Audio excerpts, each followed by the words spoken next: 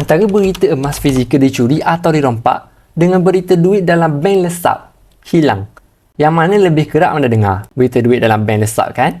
Saya pun tak ingat bila last dengar berita tentang kecurian emas fizikal. Tapi kalau berita duit hilang dalam bank, sangat banyak. Mangsa, orang pencen, orang muda, pekerja kerajaan, malah artis pun ada. Memang simpan emas fizikal ada risiko. Simpan duit pun ada risikonya juga. Tak kira dah simpanan atau pelaburan, risiko tu tetap ada. Perkara macam ni memang di luar kawalan kita. Tapi kita boleh buat sesuatu dengan apa yang kita boleh kawal. Contoh, kita boleh simpan emas fizikal di safe deposit box. Ada insurans jika berlaku apa-apa kepada emas yang disimpan. Kalau anda belum tahu, emas fizikal dalam gap pun dilindungi insurans juga. Jadi, pastikan anda pelbagaikan tempat simpanan duit anda. Jangan simpan 100% dalam bentuk duit. Alihkan juga sebahagian duit tersebut kepada emas fizikal. Ia lebih selamat dan lebih menguntungkan dalam jangka panjang.